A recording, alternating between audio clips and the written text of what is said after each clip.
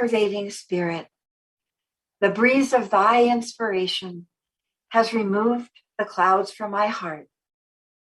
The firmament of my mind is clear, and with a purified soul, I behold thee alone everywhere.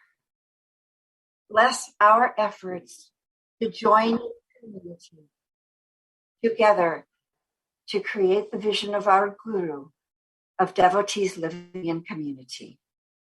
Om. Peace. Amen. I'd like to turn this meeting now over to Cher, who is our host for the day,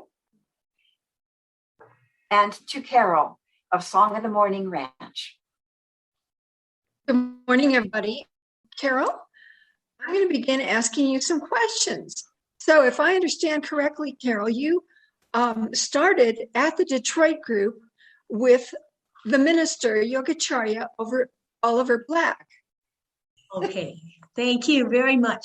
Okay, these slides, what you're seeing here is Yogica Oliver standing with devotees from many of our SRF groups around the country that used to assist his services at the Detroit Institute of Arts. Yogica Oliver was a lay minister of Self-Realization Fellowship until his passing in 1989 at the age of 96. And he was asked by Master himself to lead the Detroit Center. And our community here at Song of the Morning Ranch really began with his work at the Detroit Institute of Art. Thank you. Next slide, please. And here is a picture of Yogacharya at, perhaps he was in his 70s at this time. He was a very careful yogi, and he promoted proper living for longevity and so on. He's sitting by the Pigeon River at the retreat. And at this point, it's probably important to note that if you want to start a community, it's more important to start with the community than with the houses. Those of us who began on the property community were already a community around Yogica Oliver at the Detroit Institute of Arts. So that is how we got our start. And then over time, we built houses around it. So Carol, were you living in Detroit at the time? Yes, I come from a suburb of Detroit, and I joined Yogacharya's staff at the retreat in 1974. And I served both the Detroit Center at the retreat at the same time. We all did, those of us on staff at the retreat at that time. So next slide, please. Now here you're seeing the location of the retreat. Master had asked Yogacharya in conjunction with his work at the Detroit Center to start a retreat away from the city. Now, Yogacharya had a number of properties in Michigan, and he chose the one up that you see located towards the tip of the mitt near Vanderbilt, Michigan, located surrounded by a state forest. He chose that location because of the easy access to an interstate, I-75. You see that road extending up through the mitt of Michigan. And here is the entire 800-acre property that is named Song of the Morning Ranch. It is run by Golden Lotus Incorporated, which is a Michigan nonprofit organization. And when the idea for what to do on the property came from Master. Master was talking to Yogacharya about this quite extensively in the 1940s. And he would tell him about establishing the retreat, of having a World Brotherhood community on it, of having a yoga university on it. Master was filled with ideas that he passed on to his disciple, Yogica Oliver. So what you see here is when our board in the early 1990s decided to start the community, they went to the local zoning department and they were told that they didn't want to know, the zoning department didn't want to know just where we wanted to put up a few houses on the property. They wanted to know our plans for all times, because we were located surrounded by what is considered very much in Michigan a sacred state forest. And they wanted to make sure that it was compatible with our location. So what you're seeing here is plans that we heard from Yogacharya over the years of what was wanted here. What you see listed as phase 1, phase 2, and phase 3 is the first area of the plan that has been developed. That's the single family area where we're actively leasing lots right now. Up in the upper left-hand corner, you see a cottage industry area. We're currently at the point of surveying that area, and then we will be talking about how to go about developing it. On the right side of the river, the river you see going up is the Pigeon River, are retreat buildings. Some of them on this map are future characterizations, other ones are existing buildings. In the center of the plan is what we have, what Steve was so kind as to label for us, the ranch village. That area will be the last area developed in the community because it will be the most expensive, because the buildings will be more compact together. For example, I know you had questions about whether we do well in septics and so on. The individual houses are in well and septic. However, the town center itself will have to have a water treatment, which is rather expensive. So that will probably be the last area developed. Above the ranch village, you see a little diamond. That represents the location of a future beautiful temple design that we hope to build on the property that was passed on to us through Yogica Oliver. And here is an overview of part of our retreat. The buildings that Steve has labeled for us are the retreat buildings. You see a boathouse, a lodge, a main house, a wheelhouse, and domes. We will see those buildings in detail later on in the slideshow. And you can see that across the river is where we have the faces of the community. And we can also see how heavily forested this property is. Thank you. And here is our video that Steve has put together for us. Steve, you're welcome to comment on your video if you'd like to. Well, sure. We're facing southeast, and we're flying over the corner of phase 1 out of 3 phases. This is phase 1. Yogacharya Way is this first street as you come out of the retreat and go into the community area. And I forget how many lots there are in phase 1. I think it's 30 or 40 something. There's my house. The Sandner house is on the lower left. The trees hide a lot of the details, the roads and the other houses. And that's the street I live on, Golden Lotus Trail. It's still a dirt road. And Tom Wright is developing in that clearing, or Mukunda Trail is the next road. And Tom Wright is developing in that little clearing in the center. He has yet to build. He's built a very small building so far. And Mike Wyman is one of the first houses to build. He has a dome-shaped house, also on Mukunda Trail. And these 3 properties are on Rajasi Circle, and that's John Flecka, Dorothy Stingley, and Carol and Richard Armour. You can see their houses. You can see a little bit of Carol's garden as we fly past it. And there we are. We can see the river. Sometimes in the winter, when the trees are off, when the leaves are off the trees, you can, I think the folks here up on this, it's on a sort of a hill. They can see parts of the river. Right, Carol? And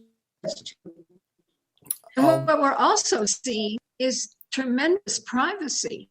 Because it's heavily forested, even though these houses are relatively close together, it looks to me like people have privacy. Is that true? Cher, there was no intention of turning our project into a subdivision. What we wanted was a forested retreat. Provide a lot of privacy. Voila. Thank you, Steve. Now here you see some of our first residents in the community. We just happened to get everyone together to pose. Most of them go back to the days of the Detroit Institute of Arts, but over time, of course, we've gotten people from all over. This was just a nice picture of us all standing in front of the lake that has since been removed and is now back to a river. Next slide, please. And here are the first 8 houses that were built at the retreat in our community section. Now, I'm going to tell you a little bit of the structure. Golden Lotus is a nonprofit organization that owns and operates Song of the Morning Ranch, the 800-acre property. When we wanted to start a community where people could build their own houses, we needed to form a profit-making subsidiary, which is called the Clear Lake Community Management Company. That company handles and manages the community, and it was a legal requirement which we can go in more detail later if anyone has any questions about it. Now, some of our houses in the community are manufactured homes. Some of them are stick-built homes. And if you build your house in the community, you submit your house plan to the Clear Light Board for approval of the house design. Para el diseño. Is there what is the lot size for this The lots, part? okay, the lots vary in size from 1/2 acre to about 3/4 and some approaching 1 acre. They all lease for the same price, however. They're different sizes because some of the locations were considered by our architect who designed the lots to be more advantageous. So he determine the lot size and also according to the lay of the land, what would make sense. Are there restrictions on the size of the houses? Like, can you build a 300 square foot house? You can't build a tiny house, and that is because of local zoning rules. Okay, you do have to follow the local zoning rules when you build. So when you say, I'm sorry, why don't you go ahead? I do believe that a 700 foot is the lower limit. I'm not sure at the moment if that's still current, but you do have to check with the local zoning board if you have an idea for a small home. What I learned when researching the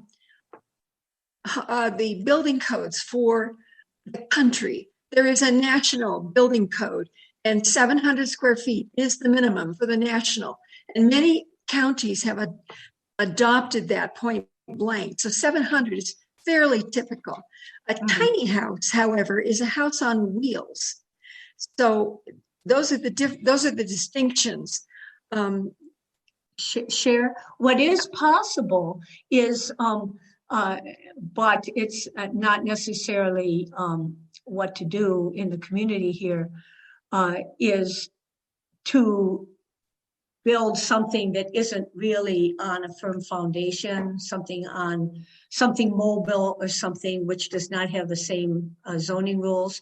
However, at this point in time, we have manufactured homes and stick-built real homes in our community. Do any people propose to build straw bale or hempcrete or build their own homes out of unique building materials? We have over the years once a year, we have a session called Community Days. And we have invited different innovative ways of going about building a house, people to present these sorts of houses. So far, no one has built that way, but we did have someone talk about straw building, and we had somebody talking about using the clay on which the soil to build your house, and so on. No one has taken up these modes of building yet, however. But it sounds like if somebody wanted to, they might be able to build their own home using sweat equity. Yes, they could. They'd, of course, have to follow the local zoning rules. They'd have to take whatever they have in mind and be sure that it's approved by the zoning board. Great. And now we're just seeing some of the houses that exist on the retreat. You can get a little different idea of how different they are. This is my house, my and Richard, my husband's house. Beneath is my garden. I'm a big gardener. We also have community gardens, and the retreat also has a garden.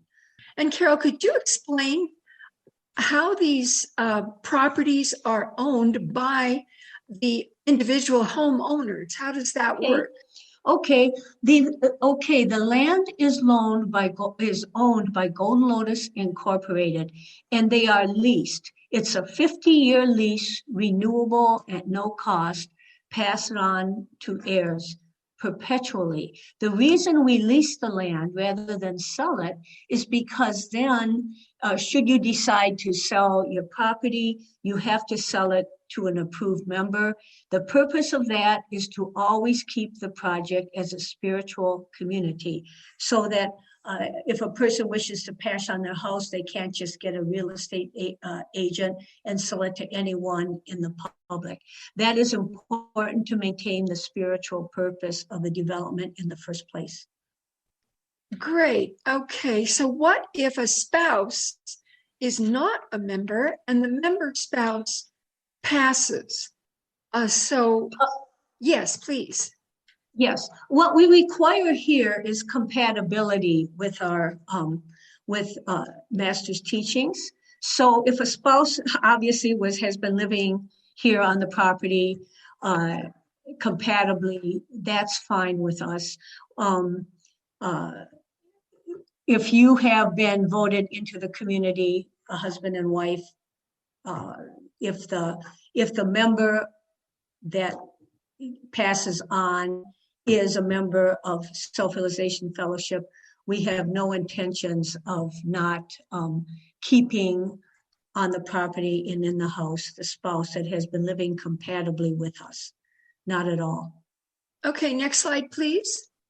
Now here, this shows, actually, this is a good slide to talk about how we move forward in the community. How we've developed the community is from the money that we get from leasing a lot. Before you lease a lot, you're required to become a member of Golden Lotus, that in a membership category called the Circle of Community Development that gives you the right to lease a lot in the community. There's $1,000 membership fee for that. And then the total cost thereafter to lease a lot is $20,900, a one-time payment. Now, that money is how we move forward. First, we brought in the power. We connected the community and the retreat to the grid around the year 2000. Then we went ahead and developed the road system. We brought in the phone lines and so on. And this building that you're seeing right now is the latest thing that we've done with leaseholders' money. We've built a maintenance building, which allows equipment to be kept warm in winter and therefore easy to repair, more usable. We actually have a fire engine in one side. And here's a good part to explain a little bit about the interesting legal requirements when you set about doing some of these projects. The property, the entire 800 acres is owned by Gold Lotus Incorporated. So when the Clear Light community, the subsidiary, wanted to build this maintenance building, they leased that piece of land from Gold Lotus Incorporated. Now, Gold Lotus is the owner of the trucks used in the building. So they rent that then from the Clear Light community. We're required to have what is called an arm's length relationship between the board that runs the community and the board that runs the retreat for legal reasons. And we do maintain that relationship by every time we take a new step forward, such as building a building such as this maintenance building, we do consult our nonprofit lawyers or our real estate lawyers and make sure that we know what we're doing legally and otherwise. Who owns that red truck? That truck, that's our sander and our snow plow. It doesn't have the plow feature on it right now. But we use that in summer to, we grade the roads, we plow the roads, we sand the roads. And so it's a service provided here. It's both the ranch and the community use that service all year round. So the person who drives the truck, Mm-hmm. is that a Clear Light employee or is that a retreat? It's a retreat employee, and then the retreat and the community share the expense of him, depending on what part of his work is done in the community and what part is done in the retreat otherwise. But he would be a person that the Gold Lotus would be paying.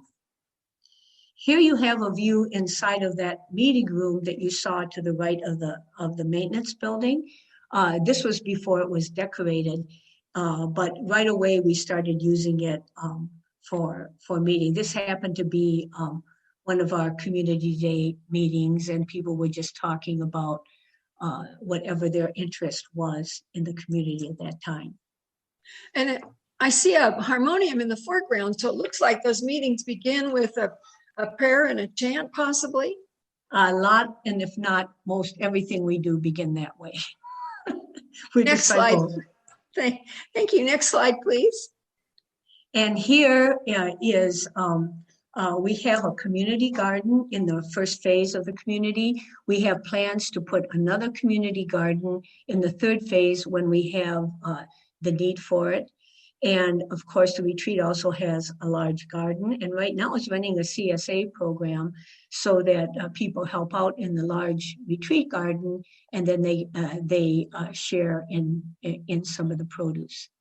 What is CSA? CSA, I need somebody else to explain if they'd like to, but it's a way in which community get together and finance a farming proposition, and then they help out in the garden, and they then share in the produce. Okay. Next slide. Thank you, Albert Schnazi, for telling us what CSA stands for, Community Supported Agriculture. And hi, Al. So, Carol, does that then mean that people who are simply in the surrounding area who want to participate in the CSA garden can participate? Yes, they can. Yes, Okay. they can. Many of our members live in nearby towns, and of course, actually all around the country. Okay. And in Canada. What you're seeing here is the inside of one of our homes. This is the Flicker home.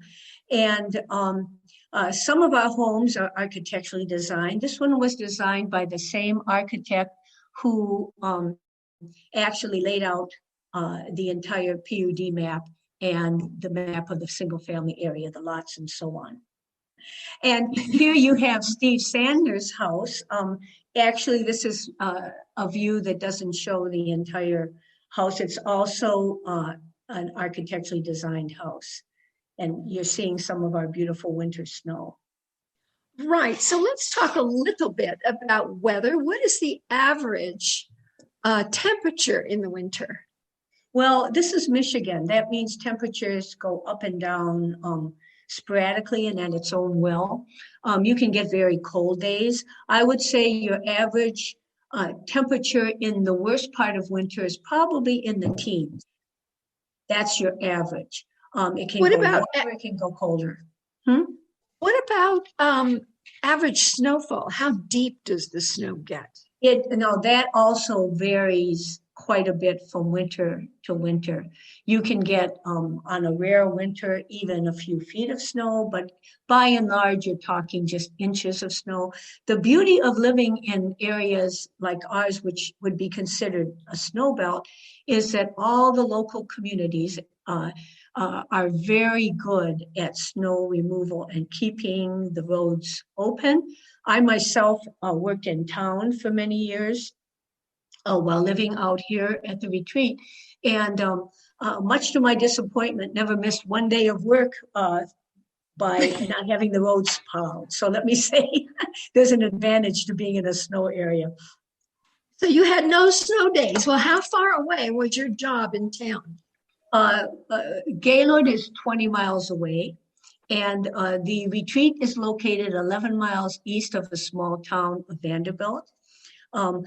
Gaylord, the town a half hour away, is where there's any number of grocery stores, hospitals, etc. So we're not really all that isolated. There's wonderful tourist towns in the mid of Michigan, up at the top of the mid of Michigan, within a 40-minute drive from the retreat. Would that be Mackinac? Mackinac is 1 hour away exactly. Okay. So some areas, some rural areas have a fly-out medical service so that if you had an emergency medical, you could order a helicopter to come pick you up and pull you out. Do you have that at Song of the Morning? Helicopters come to our local Gaylord hospital. You would call 911. They would send an ambulance. You'd be taken to the local hospital, and then if they were not able to provide the level of service that you need, and if it merited that quick a removal, you can be helicoptered out from the Gaylord hospital to an even larger one in one of the other areas. Okay. So the medevac basically is ambulance. Yes. Is there a transportation service at Song? In other words, is there a van that could take somebody out if they needed it? Well, we are a community, and what has happened here is people, because we all know each other, we're all friends, everybody helps each other. If someone gets ill, people do whatever they need. We had a resident a couple years ago that unfortunately had a fatal condition. Everyone jumped in and got his crops out of the garden and helped take care of him so his wife got a break, and on and on. That is the beauty of a community, and our community really excels in it. Thank you. Next slide, please. So what we have here is another show of the beauty of the place, and there are rolling hills apparently. And let me explain that you're also looking at an eagle's nest up there. We really love our wildlife here. We have 2 sandhill cranes that have adopted the retreat in the community, and we've actually named them, and we watch for when they leave in the winter and come back in the early spring. And deer, raccoon, you name it, they're all our neighbors. And there's such a wonderful feel of being a part of really the whole of everything. And yes, you are looking down a hill going towards where the river is from the community in this particular picture. 800 acres of nature, only acres is scheduled in the PUD for development, the rest remaining a forested area surrounded by thousands of acres of the Pigeon River State Forest. Yogacharya located it there so that in future, he expected the retreat to be here a long time. In future, we would not be encroached upon by the development of local towns and cities. It would always be surrounded by a forest. And here you're seeing, now we're looking at some of our retreat buildings. Of course, the retreat, founded in 1970, was operating many years before the Clear Lake community was able to begin.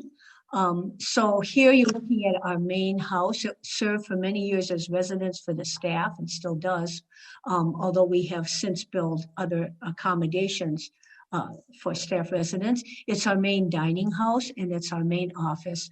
When you check in for a stay at the retreat, that is where you go. Next slide, please. Okay.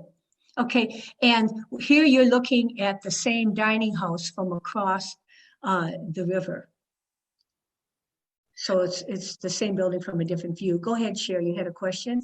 Well, let's go on to the next slide and we'll see if we have time at the end. Next slide, please. The river is swimmable depending on how cold you like it. And some areas are deeper and some areas are not.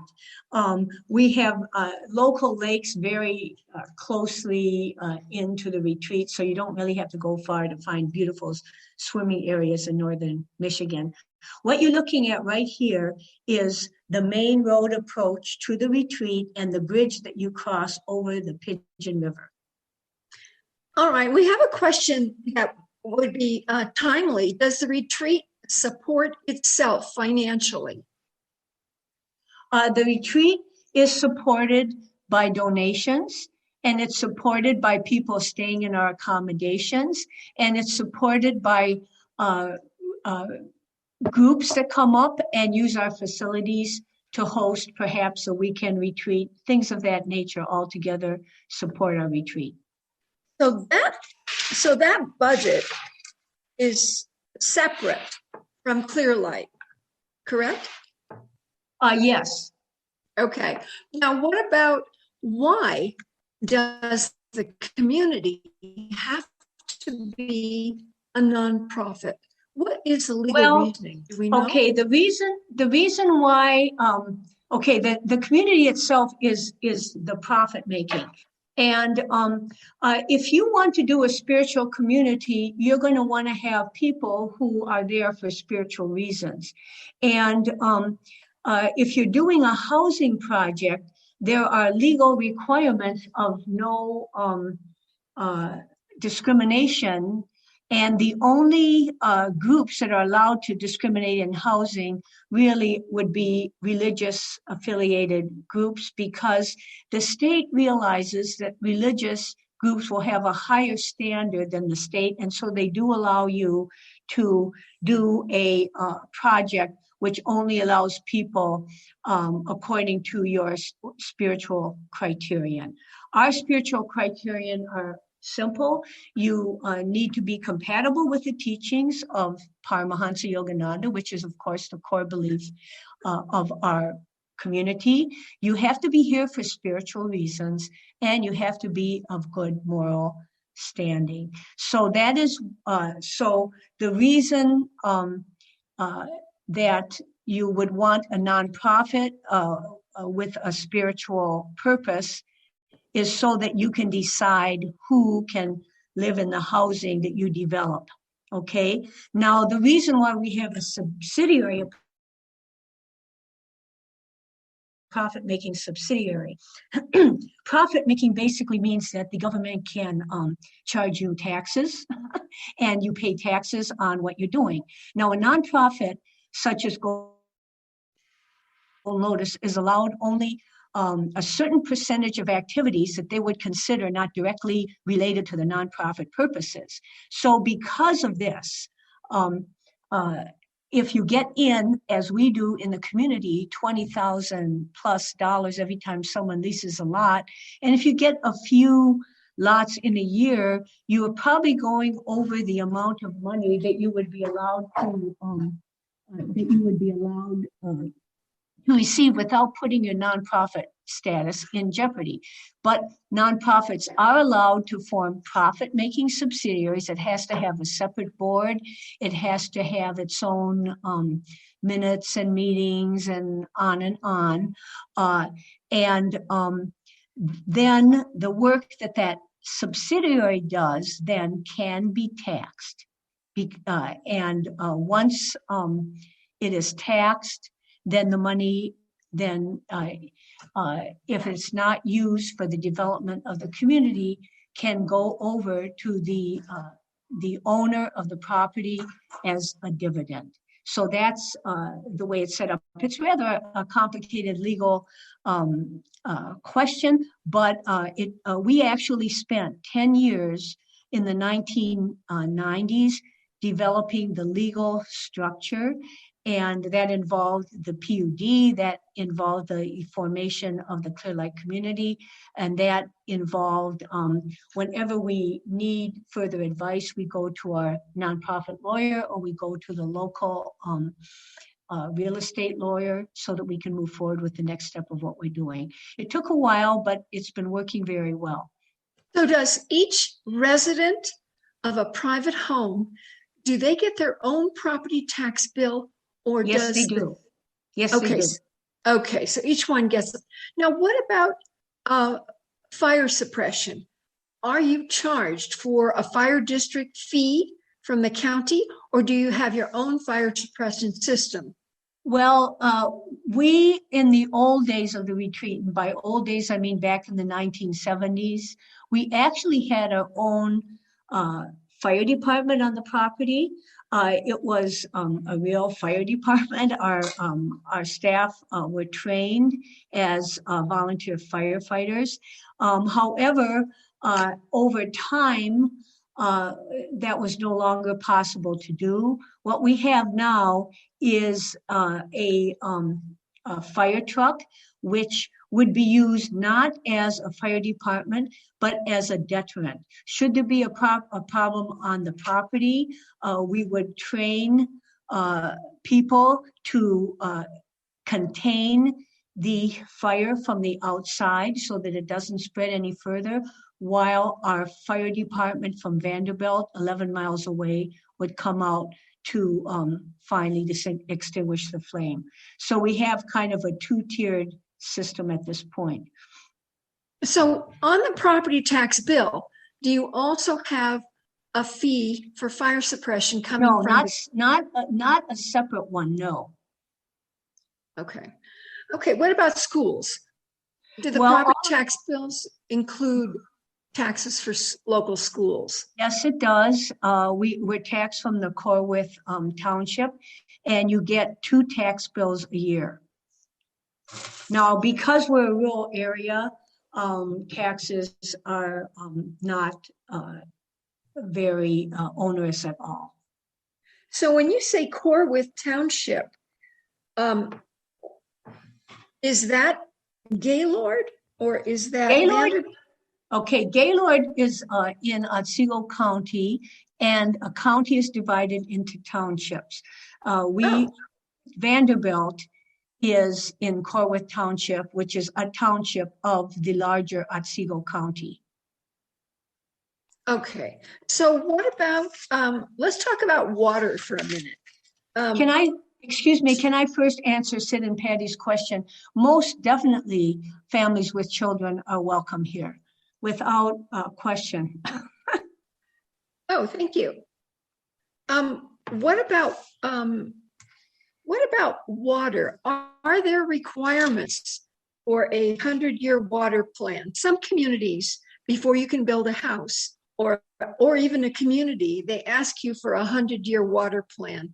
Now, this may not be an issue in Michigan, but I'm wondering, what are the water restrictions or storage requirements? Okay, we are blessed here in Michigan. As everyone knows, not only are we surrounded by Great Lakes, but you can't go very far in Michigan without bumping into some sort of water, a lake, a stream, a river. We're very fortunate here. And everyone here is required to drill their own well and septic for their home. Before we were allowed to lease the lots, the health department came in and we had to perk the lots, which in other words, prove that you can obtain the water at the depth and so on that is required. Are there families with children? Well, at this point in time, you would say more families with grandchildren. We do have people who, we do have leaseholders who have children. They have not built their house here yet, but they are our leaseholders. Next slide, please. And this, what you're looking at right here is our lodge in winter, and we're going to see two more views of the same building. Here's the lodge in winter, our beautiful snow. One thing about northern Michigan snow, it's absolutely gorgeous. It is not dirty city snow. So it's just magical. And the chimney is of significance. So when we go to the next slide, Alejandra, we're ready for the next slide. And here you see. There's the other. Yes, right. Our decorated. That's the fireplace. That's right, that you saw the chimney on the outside. And the altar is decorated by one of our members who's quite skilled at it and decorates for our various events. And it's decorated for Christmas. You'll see the next slide is decorated, I believe, for one of Master's birthday celebrations. And here you have a picture of, now in this picture are community residents, our staff, and people from the local communities and people who come up from the cities. To us, all of these people are our community, not just the people who live in the houses on the property. Next slide, please. How has the pandemic affected the community? Actually, we were very fortunate living in a protected area 11 miles from a small town. However, the retreat was very wise in its practices. We were very careful. We had to shut down activities for periods of time, just as everyone else did. And we're doing fine. We're coming out of the pandemic, been slowly opening up. We're not completely open as we were. We're still serving meals only outdoors until it's safe to do otherwise. And what you're seeing here is a view of the river in winter, and across from it is the boathouse, which during Yogica Oliver's lifetime was his residence. Next slide, please. I had a question about an annual fee. Yes, there is an assessment every year. It's quite low. If you have a leased lot but haven't built yet, it's $80 a year. If you have already built your house, it's $225 a year. This is money used to support things like the grading of the roads and the plowing and things along that nature. What you're looking at right here is our beautiful wheelhouse. And it's interesting to note while we're looking at this slide that Yogica Oliver was a personal friend of the well-known architect Frank Lloyd Wright. And Frank Lloyd Wright at one time had offered to really design the buildings for the future of the retreat. However, he did pass on before he was able to do that. And Yogica, however, always maintained the flair for the type of building. And you can see here the east-west sort of influence in his design of the wheelhouse. The wheelhouse was basically a shack with a water wheel that then was expanded to the building you see right now. Underneath is a rentable facility for our guests. On top is a space where we hold meetings and classes and so on. And those bumps on the top, those are skylights? Oh yes, those are skylights. Now, members to be vaccinated. If a person comes on the property and is not vaccinated, they are required to be masked. And if we have a large event because of the new variant, if we have a large event, we do, and people happen to be inhabiting an indoor space, a lot of them, like we had a recent event, we have a yearly event at over the Labor Day weekend, then everyone, whether vaccinated or not, we're wearing a mask during the indoor presentations. We're quite careful. Next slide, please. And here is the same wheelhouse in summer. And the range in cost for building the homes is quite, it depends entirely on your budget, and it depends on what, what you really want. we have a range of houses from average to expensive already on the property. I will say that right now, and I assume that's true everywhere in the country, because of the pandemic, building costs have really skyrocketed. And also timing of your house, it's hard to get builders now. And it's also, if you order a manufactured house, you are waiting in line. I tell everyone who's interested in building right now that they're very wise to add a year to their projected timeline just to get over some of the humps. And yes, they can expect to pay more than they had.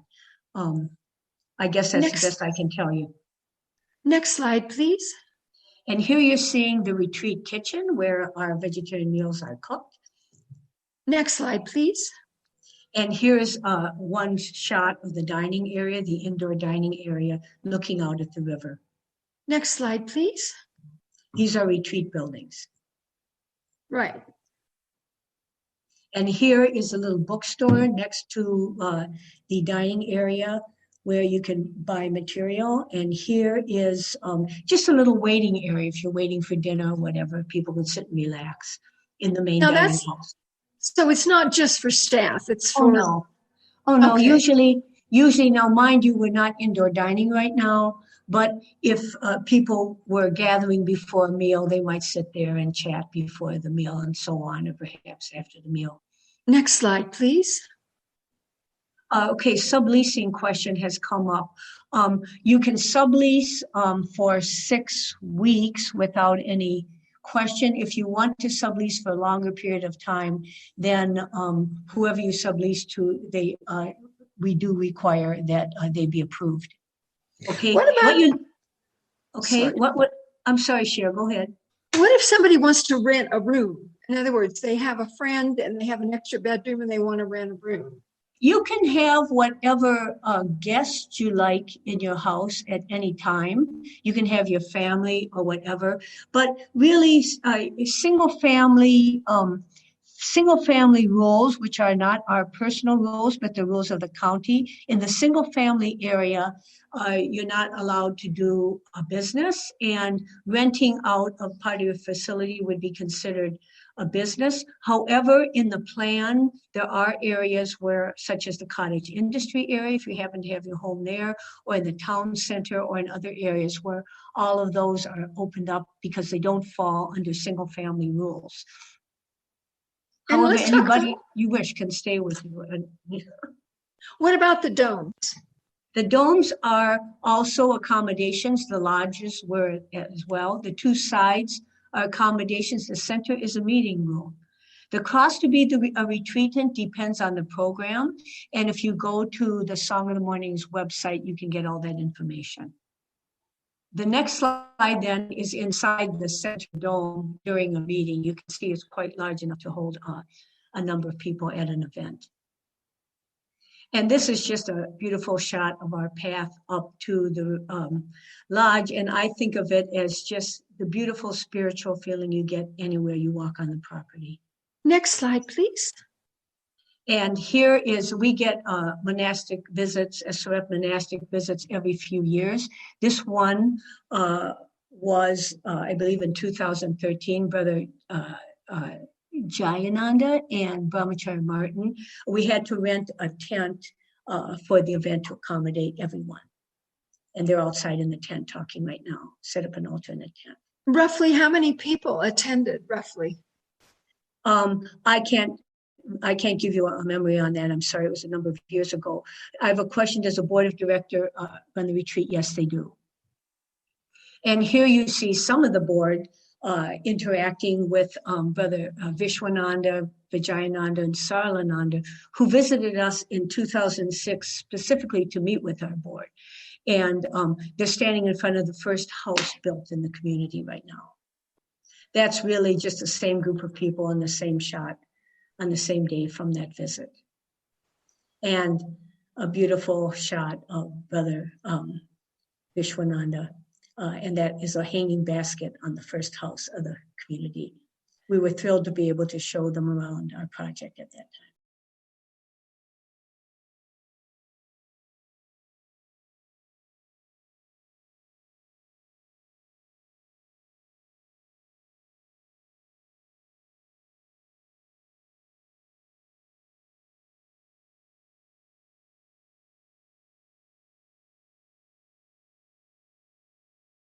How many breakout rooms did we have, Greg? And I think we had 8 there. Can I go ahead and give some questions to you from the breakout room I was in? Yes. Why don't you report on your room? I would love to report on our room. Carol, several people wanted to know how long the process from inception, when you got together with your group, to actually building the houses, how long did that take? Well, that's an interesting question because the community was on Yogacharya's mind right from the beginning because of Master's ideas of what he wanted here. So in the 1980s, look at how far back, if you read Gold Lotus board minutes, you'd see time and again discussion about how to do the community. In the 1990s is when the PUD was developed, when the legal work was done with the nonprofit lawyers, the zoning lawyers, also with CPAs or whatever was needed.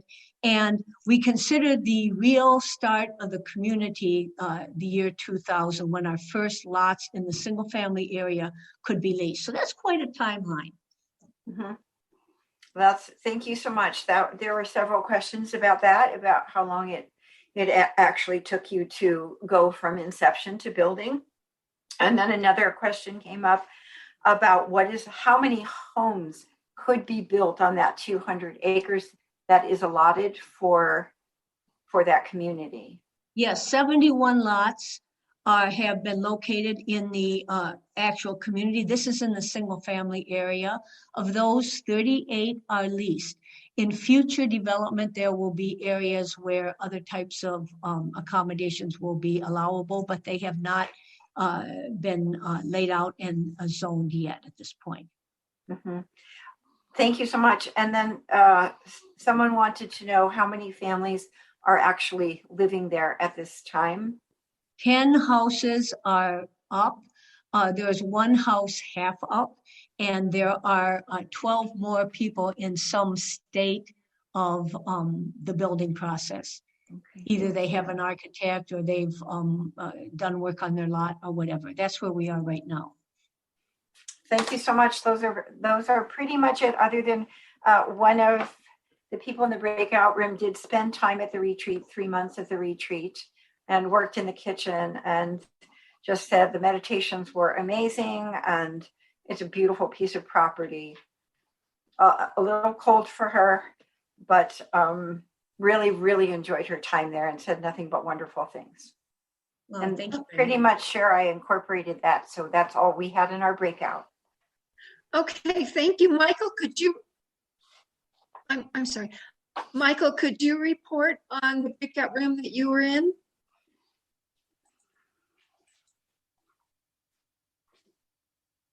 You need to unmute, Michael.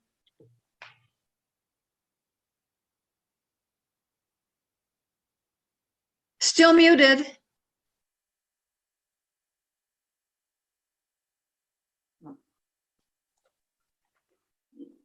Thank you for allowing me to unmute. I was locked out of unmuting, so thank you for allowing me to unmute. So I want to start off by saying we had an interesting breakout session because we had 2 members that actually had lived at Song in the Morning in the 80s when Yogica Oliver Black was there. And it was so touching to hear. They said it was an incredibly wonderful place. And Carol, so I just want to let you know that's the legacy, that is there. And one of the comments, actually was my comment, I think seeing all the pictures really brings it to life, and especially with a creek flowing through it. But a couple questions. I don't know if you're gonna answer those now or we're putting those into a queue. One of them was someone would like to stay there, and do a retreat, and I was kind of wondering what are the requirements and how does that work? Well, you contact, if you go to our website or call, you can, there's various facilities that you can stay at. The lodge has rooms, a couple of semi-private ones and so on. The Lower Domes has Lower Domes, it's a long story, have both dormitory facilities and small rooms. And there is one facility under a wheelhouse, which is very nice, you can rent. The boathouse also has a downstairs facility, but it's currently renovation isn't available. So we do have places that you can stay on the property, and you do that by contacting the retreat at Song of the Morning. Okay, a secondary question was, you have a kitchen there, but except when you have special retreats and gatherings, do you have community meals? Well, we always, throughout the years, you're talking 51 years that we've been here, we've always served meals throughout. However, just recently, our staff has gotten very low. COVID has also affected, I think, ability to hire people. And so right now, if we have a group up, we're serving them. We will have outdoor meals throughout the summer. We've had some of them were actually potlucks from our community, other ones cooked by our small staff. We will be getting back into full meal function as soon as we're able to. So right now, if we consider ourselves partially open at the moment, right now, if you would like to come and stay, you might be staying in a facility like the lodge and bringing your own food to cook if you're doing the week, if there's no meals being served at the time you're here. Okay. And just one last question. Can you speak to how easy it is for elderly to get around and how you would do elder care? Well, quite fortunately, I say it's quite an advantage to be a yogi, right? So you get to go a little longer on your own 2 feet because of your life habits. It makes a big difference. Yogica passed on at the age of 96. So that's one thing. So at the moment, I don't think, when I think around our community of people of a certain age group, can't think of one that I would consider needing help of any kind. But if they did, we certainly would provide it. And we've had a person, I think I mentioned, that had a unfortunately fatal disease, and everyone jumped in to help. And that tends to be, when you have enough people to do it, it's possible, and we do. One of our people from the Austin area we're so fortunate that many of our people, leaseholders, are in the health profession, nurses, we have osteopaths and so on. So whether or not they're here in their official capacity, they certainly have the ability to do that. And we'll be running certain sorts of training programs to help each other, and one step at a time for future development in that area. Perfect. Thank you. How about room number 3?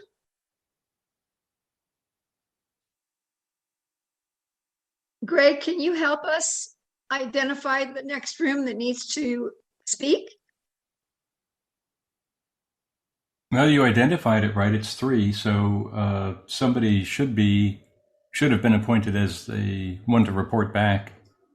We don't know what our room number was. So could you name some of the people in the room? Oh dear. Yes. Actually, Peter, you were in room 3. I'll go.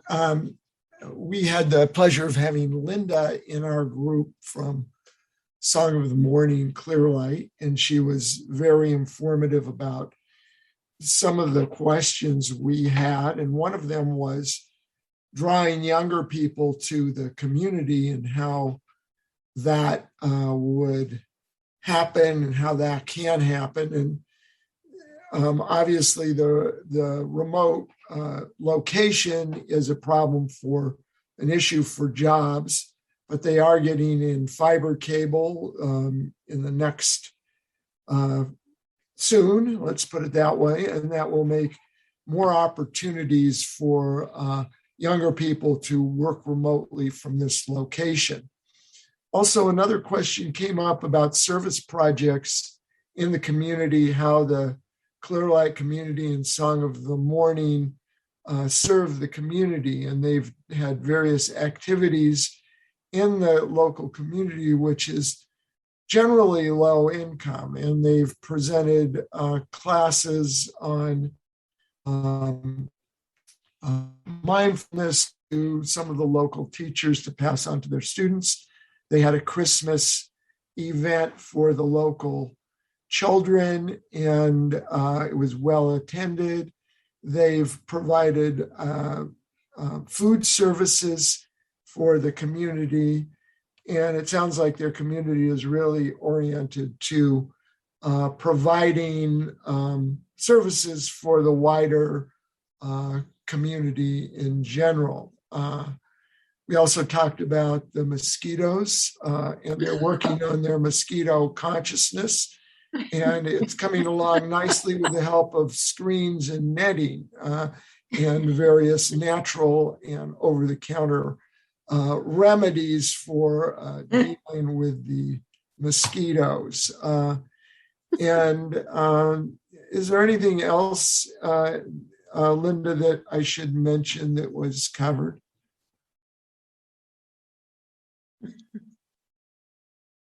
I think we've covered it all. And they would like younger people to join. And just with the pandemic, it's just made a lot of possibilities open for people to work remotely from their location. And with good internet, that should bring people there. And also, I think the publicity from our group, Yogananda Seva's lay disciple intentional communities, will bring a lot of people who are interested. They said they've had a lot of interest recently.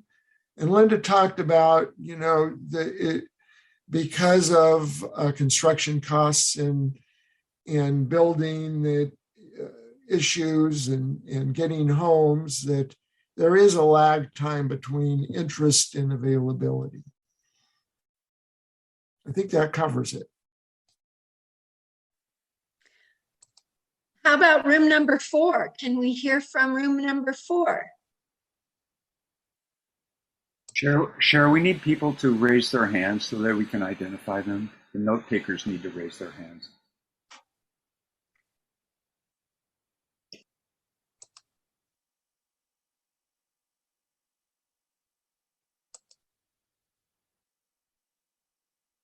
I don't see any hands. Unfortunately, we didn't know our room numbers, so pick a person to maybe just ask for somebody to volunteer. Can we unmute people? Somebody volunteer from, hey, JR, what room are you in? I see you.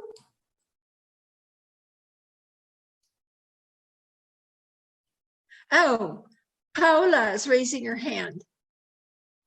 Can we unmute Paola and get a report? And Claire is raising her hand.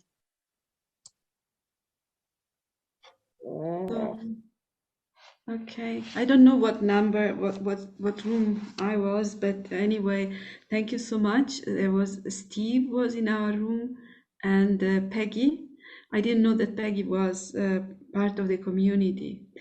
And the questions that were asked were, which guidance from Master Yogacharya Oliver Black had, if there is a way to know something about that, so guidance for community living. And then somebody asked about the retreat income, and of course there was a problem at the moment because of the restrictions and the problems of the last 2 years. And then there was a question about the common spiritual practices. So if the members join together to meditate together, and the answer was they have an evening meditation 5 times a week, and then they have once a month 3 hours meditation. Of course, they also have the ceremonies for the birthdays and Mahasamadhi of the gurus, and also some study groups.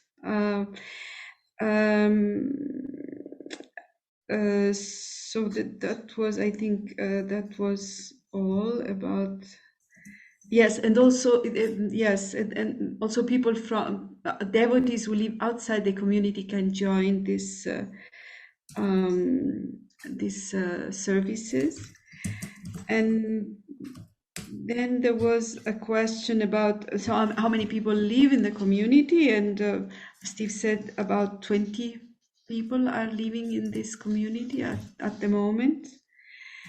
And another question was if people work outside, and yes, it was affirmative, yes.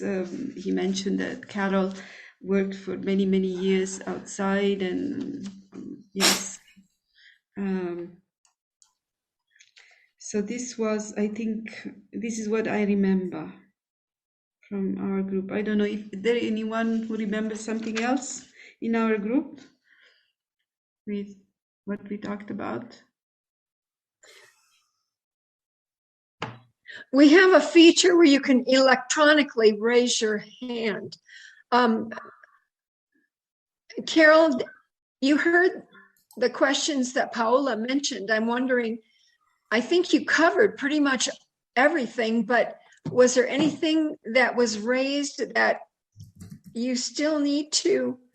Well, yes, I would mention, thank you, Cher, that the question about any guidance from Yogacharya or anything that would be available. We have an amount of archive material from Yogacharya Oliver, and right now we're starting to develop it to make it more available to the public. It's a project that's just starting, but keep on watching and you'll see that we will have more and more available to you. Right now, we have some wonderful CDs that are out with some of the services that Yogacharya Oliver had led at the Detroit Institute of Arts. You can obtain those through contacting our retreat at Song of the Morning. So we do have some wonderful material of Yogacharya and more coming. I'd just like think, to... I'm Steve, yes. I'd just like to add to this. People, someone was asking if people work outside. Definitely, you can work outside the retreat and live in the community. I'm actually working right now. After a long period of not working because of COVID, I have a job as a musician at Michigan's #1 tourist destination, Mackinac Island. So I'm working here now, and I get back to the retreat whenever I can, and I hope to spend a more solid stay at the retreat soon. But I've been doing that for many years, working as a musician close to the retreat and living in my home in the community. And by the way, happy birthday, Leslie. Oh, yes. Happy birthday, Leslie. I'd like to introduce everyone. Richard, my husband, is the manager of the community, and he's just arrived from doing something else. You want to get your face in the screen, people can see.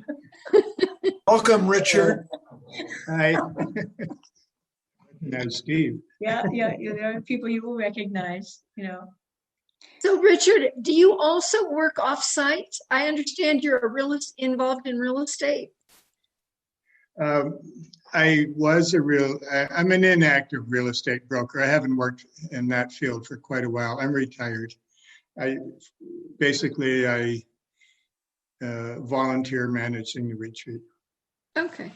Can we have managing the community, not the retreat. Pardon? Thank you. Thank you for that. Claire, could we have you speak to a report on your room? Oh, I was in Steve and Paula's group. We were group 4. Oh. And I think they both did a very good job, actually, of covering everything. I had asked about the possibility of Mother Center taking over the governance of Song of the Morning, since many monastics do visit. And I guess that's an ongoing negotiating kind of a thing, is what I understand. Correct me if I'm wrong. That's the perfect way to characterize it. Yes. I have a question that I don't think has been asked. Have you considered submitting the material from Yogacharya Black to Mother Center so that they can produce those materials? Well, interestingly enough, back in the 1990s, when we were still doing cassette tapes rather than other types of tapes, I sent the first one that we had produced at that time, And I asked her, I says, who should be distributing these tapes?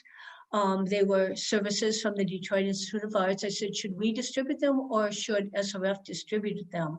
She sent me back a letter that said that why don't we distribute them and let Mother Center know how we're doing. So every time we produce a new, nowadays it's CDs, I do send it now to Brother Chidananda or Marilyn Mata in her time, but we still produce the material ourselves at this point.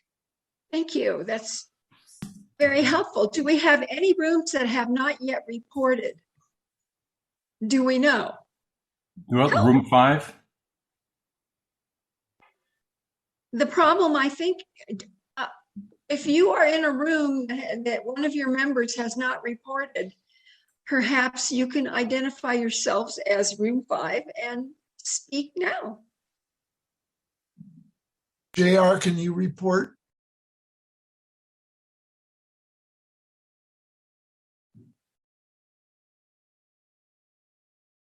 Greg, can you unmute JR? Satya, you want to do that, please? Somebody.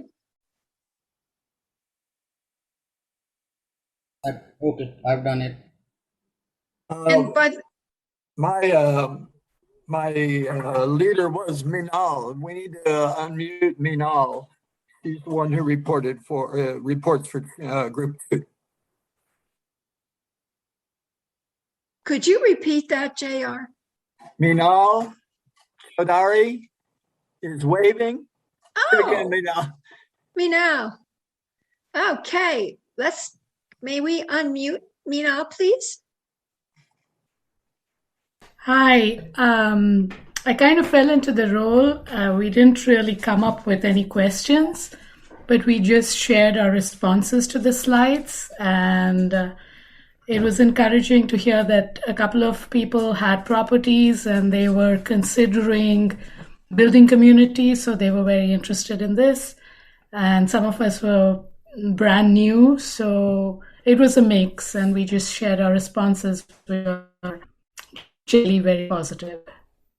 That's all I have. JR, perhaps you can add to Minal's notes.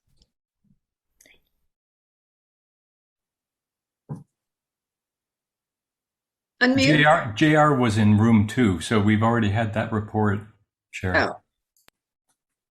Yeah. Do we have any rooms that have yet to report? Room 7. 7. Yeah.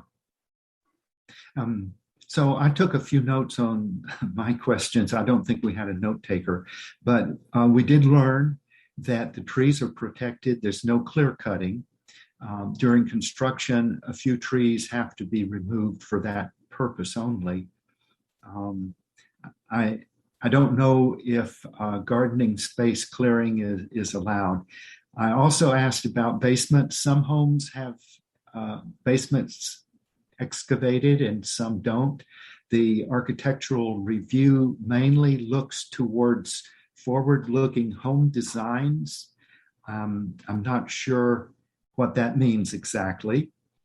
And that because the structure provides a leasehold, that construction loans are difficult to obtain.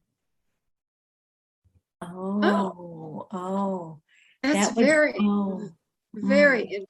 Speak to Richard. Richard will speak to that. That's Richard, can you help with that? Yes, there were I remember 2 points. One was the construction loans and basements. Oh, the basements, yeah. Architectural review. Okay.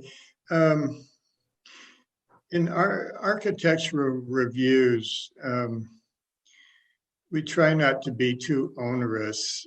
I think really one of the few that we turned down, somebody wanted to build a yurt and it was cloth. And in this climate, it just didn't make any sense. We actually had one, somebody put up one summer, and after a couple of years, there was a lot of mold, but that's kind of to be expected. So a lot of it's helping people. We have two phases.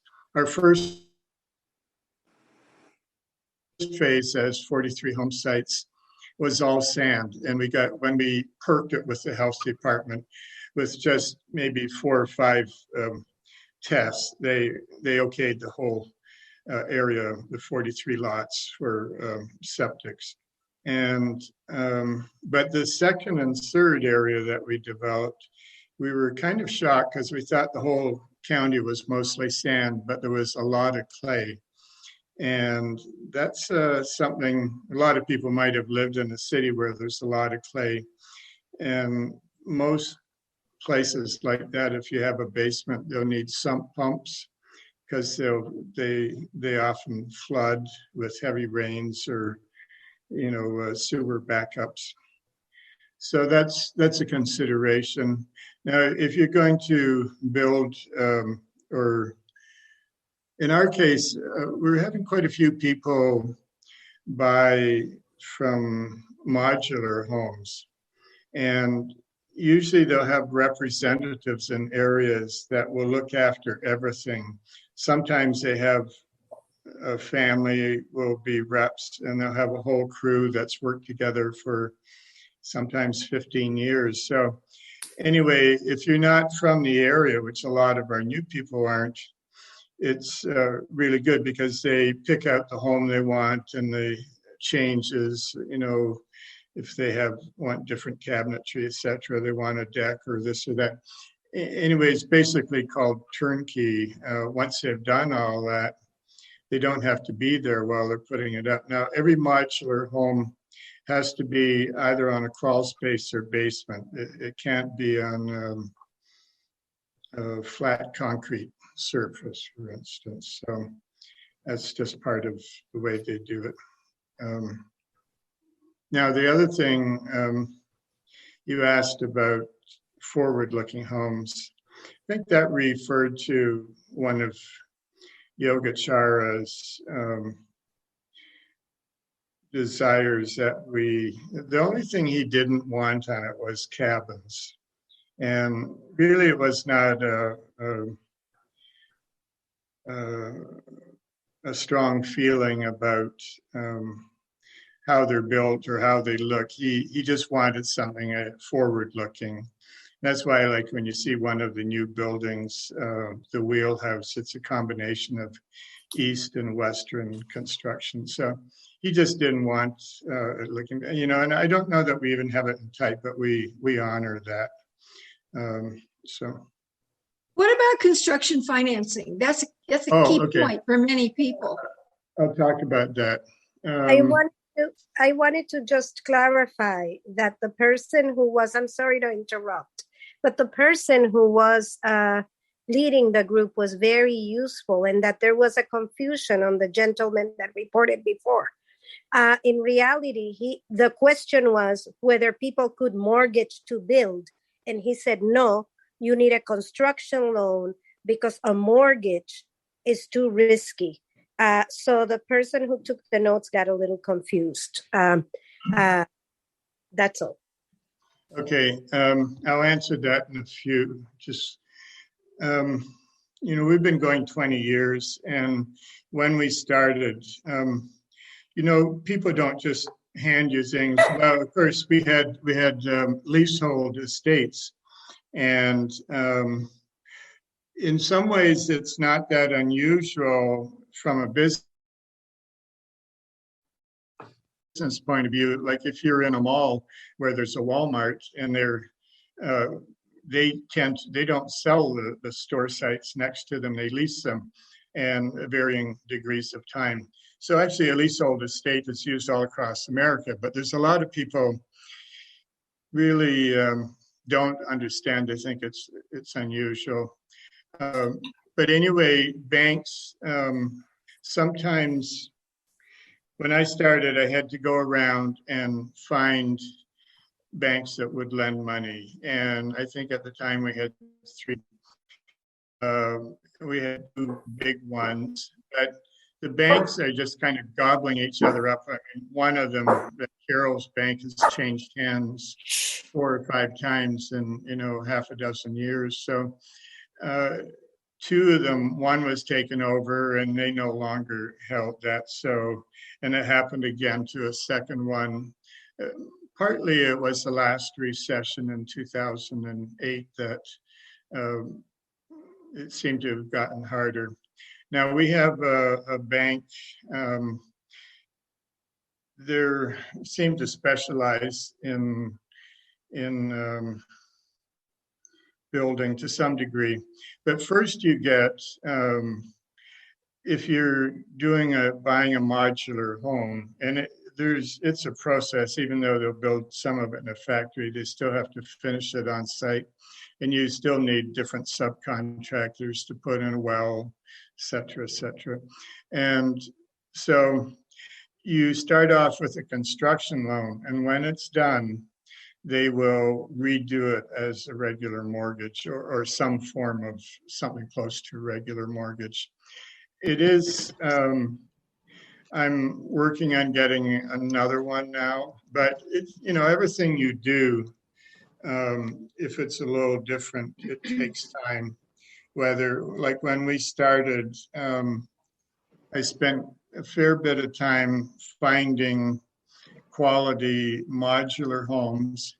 And of course, you don't want just a quality modular home. You want somebody's got a good reputation putting it up, and they'll follow through if there's any cracks or they need to do it. So that's just, I feel, a big part of kind of building a community is establish relationships, subcontractors. Now, I'll help people with subcontractors and that, but the same with modular homes. It's kind of a fine line. I try not to strongly suggest somebody. That's people have to do, as they say in real estate, due diligence themselves, because it would put us in a vulnerable position. That's question. Okay, somebody had a question. I just saw it on there. What it would cost for a 1,500 square foot home. I just asked one of the members, he's just in the process of putting up a 1,250 square foot modular home. I like it. It's 3 bedrooms, 2 bathrooms, on a crawl space. We'll have a deck on one end and a porch on the other. That one today is close to 250,000. That's without the cost of the leasehold lot. So that's, the prices have been so erratic the last year, and the demand is just off the charts. So, and there have been, oh, yeah, okay, I just see Carol said, did that include the well? Yes, that includes, that's pretty much turnkey. It includes the well, in our case, the septic,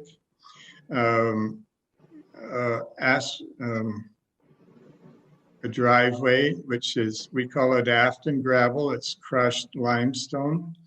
It included clearing the lot, which might run, say 6 to 10 or 11,000, depending how wooded it is. But when they go to somebody who's a representative, they're giving them a price for everything. Oh, what does it cost to put in a well? I generally lump a well and septic together, but a well today maybe 8,000, maybe say 6 to 8. In our case, they have to be 125 feet deep, even if you get water at 40 feet. The reason they do that, not only in a subdivision, but we're treated similar to as if we're adjacent to a town. It's to protect, they want to, even if they got water at 40 feet, they want to gray clay layer. It kind of protects your well and septic from any. Carol, Richard, I have a question. Are there natural gas lines on the development? No, there aren't. No, there aren't. We all have, well, I think so it's electric. You could have, we do have electric, but most people have propane tanks. Okay. And most of them are generally, especially in our area where you use a fair amount of energy heating in the winter, though you may use wood as well, you'd probably want it 500 gallons. And a 500-gallon propane tank actually holds 400 gallons, and the rest is for expansion. But how much would it cost to put 400 gallons in the tank? Today, it's around 180 a gallon, so that'd be 700, 750. Would that last the whole season? No. A lot of them want you, they don't charge you for the tank, or they have a small rental, but we buy wood. Like I buy, Carol likes it really warm. So I bought like 12 cords of wood this year, as well as the gas. That was $900. I know it'd be far more expensive out in, some of the Western provinces. So we use wood and gas. But I would say if you budgeted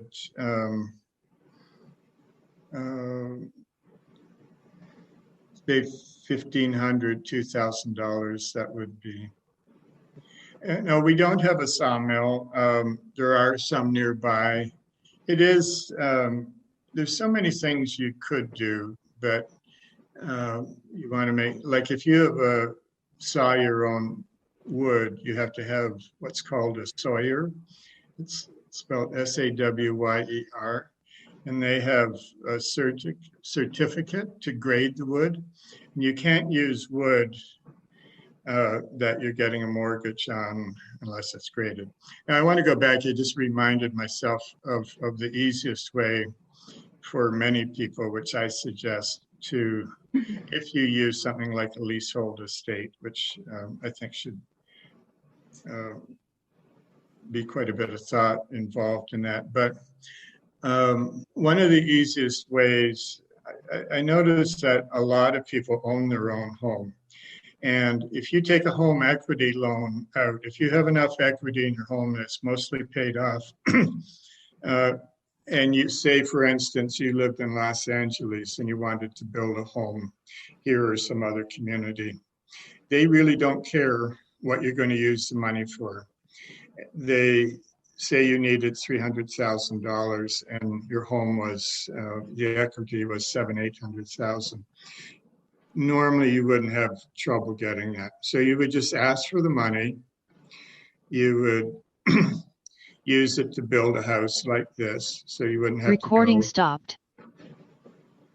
Right. Somebody keep on talking. So you would. Recording in progress. Okay. Excuse me. So you Richard. would, let me just finish this. So Okay. you would use your home equity loan, build it, and then if you sold your house after, you would just repay that loan. If not, you would just have, it would basically, a home equity loan is, they have the security of that house, so they don't care what you're doing with it if you're building another or buying a, supercar or something. So Pete, you had your hand up and wouldn't get you. What would you like to say? Yes, I was with the Spanish speakers that are participating on this workshop. They are from Latin America, Brazil, Uruguay, and they are very interested. They have been following these workshops for almost a year now. And one of the things that they take, I just wanted Carol to know, almost at the very beginning, you said that before becoming a community of houses, you were a spiritual community. And they realize that's very important, and they're really interested now in getting more connected with devotees in Latin America that are interested in this type of setup, community setup. And so there is a request for Peter there to later on respond in this regard. And also, they were interested in any kind of futuristic design of homes that Master might have left, like his view or his vision of how these homes could be in the future. I don't know if that kind of information is available. Well, one thing I will say, this has nothing to do with the homes itself, but when Brother Vishwananda was here in 2006, and we took him on tour, and we explained the design for our future temple that Yogacharya had left us. And when we did, Brother got quite excited, and he said, "Did I know that Master had given a different temple design to each of his major disciples, of whom Yogacharya was one. So we perhaps have a future temple design for a property that comes right from Master. As far as houses, I've not heard anything of that. I'd like to talk a little bit about houses, because one of the things I've concentrated on is always trying to help people with lesser means build homes.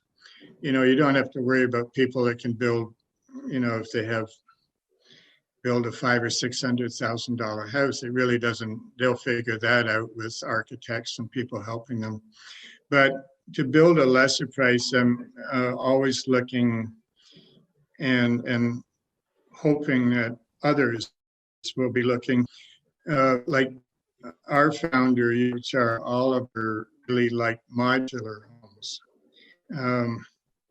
And I once met or went to a talk by Buckminster Fuller, who's credited with coming up with them to some extent. And Yogacharya always said, you know, these homes can withstand any wind. And I think that's true. There's a couple that build somewhat like Deltec homes. They're not modular. I mean, they're not geodesic dome. That's what I was trying to say, geodesic dome.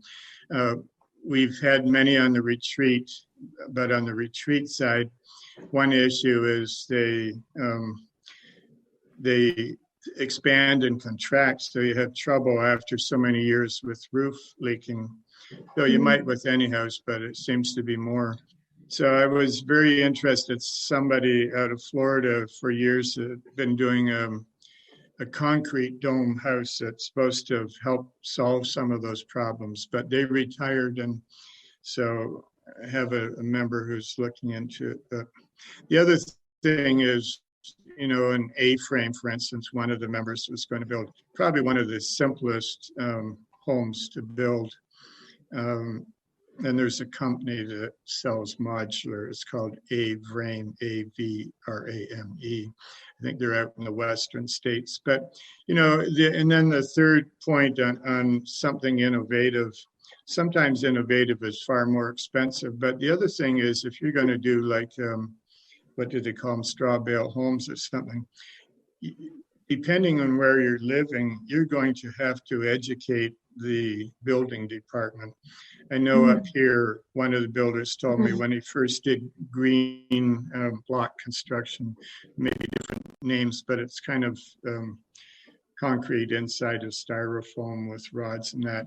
They had to educate all the people that gave you permits. So that's just something to keep in mind if you're doing something that's unusual. That's very good point. Very good point. Thank you very much, Richard and Carol, for a wonderful presentation.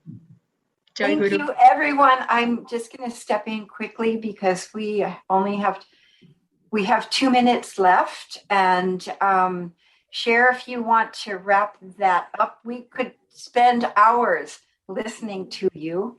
And everyone, if you do have more questions, my email is in the chat room, and you can send them, and we'll get them answered for you on our Facebook page. Cher, do you want to say anything more other than thank you to all of our amazing production team And thank you, Carol and Richard and everyone who participated. And Cher, do you have anything more you would like to add? I think we're ready to close. So Shelley, why don't you do our close? And once again, it's wonderful to see you all. I'm so glad you could come. And I hope you got everything you wanted answered. And if not, you could send questions to Shelley and we will make a point of getting answers for you. So it's time. Let's wrap it up. All right. Let's just say a closing prayer. Heavenly Father, Mother, friend, beloved God, great gurus of self-realization, and our beloved Master, Paramahansa Yoganandaji, saints of all religions, we bow at thy feet.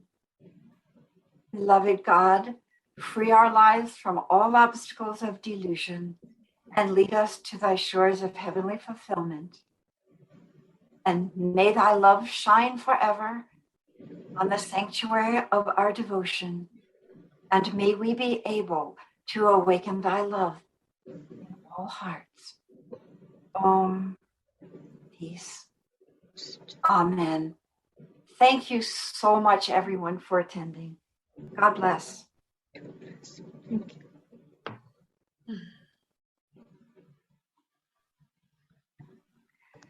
Thank you.